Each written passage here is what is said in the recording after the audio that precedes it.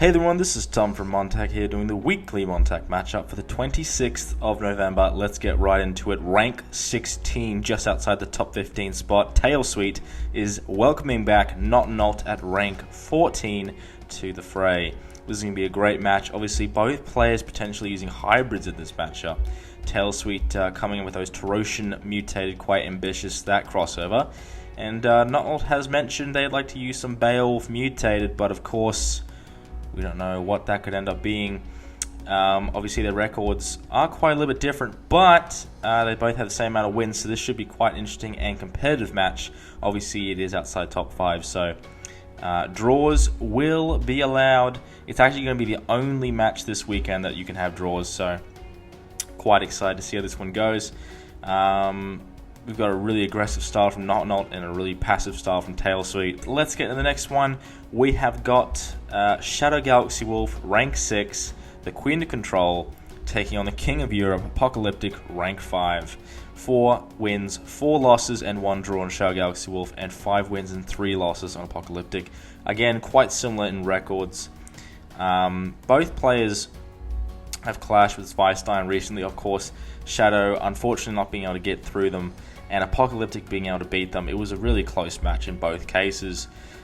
Shadow, her options are definitely going to be either Impact or going to be Terosian Control, I would say, just because she may consider Impact, only because Control has been seeing a lot of counters recently, which is kind of ironic. And Apocalyptic, I believe they've self-imposed themselves to use Sunwalkers, so how that's going to go, no one knows.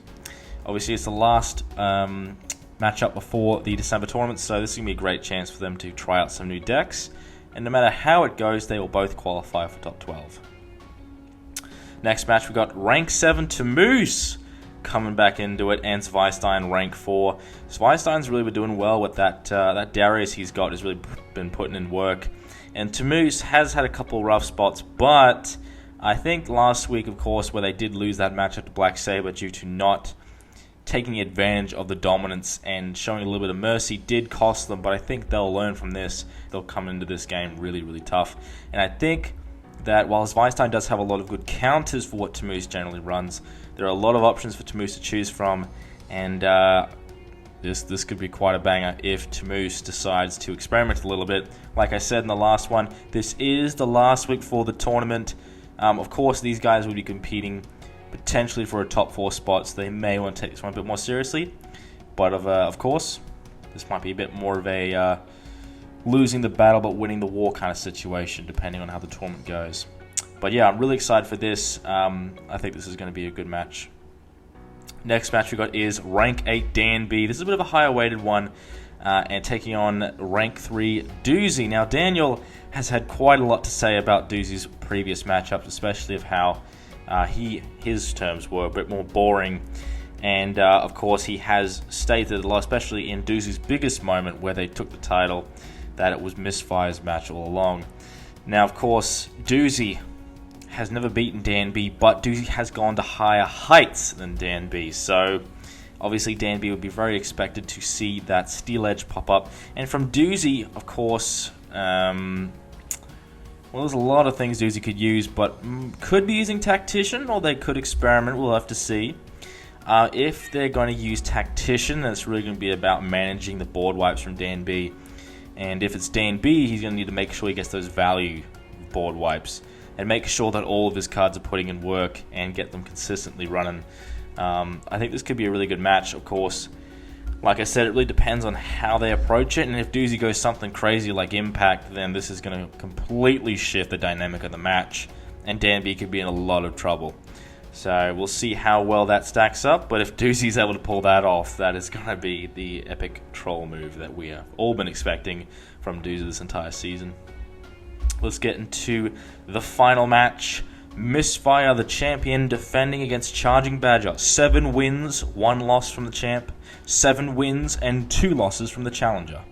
Obviously, Charging Badger, 2-time champion. Misfire, 3-time champion.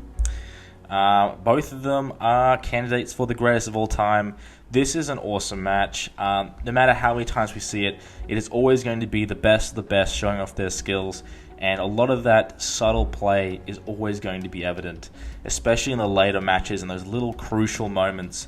Obviously, both players have gotten the jump on Apocalyptic, so they're definitely going to be coming into this one with a lot of heat. Obviously, Mistfire just scraped their last win of a Badger, but this is a whole... I mean, if this is Mistfire, I expect Mistfire to come in with something completely different.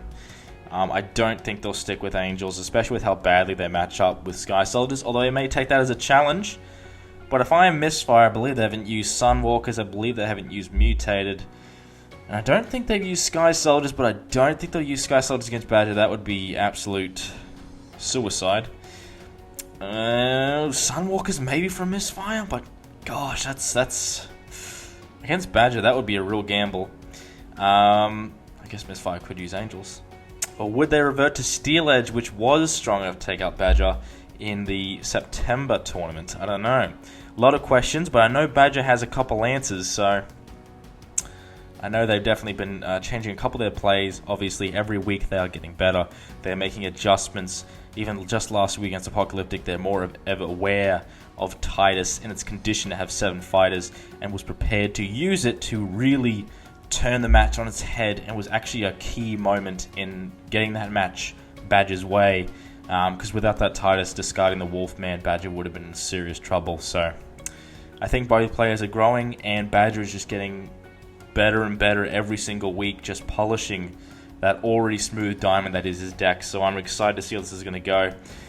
Obviously, Mistfire, no idea what he's going to use. If I had to guess right here, right now, must make a prediction,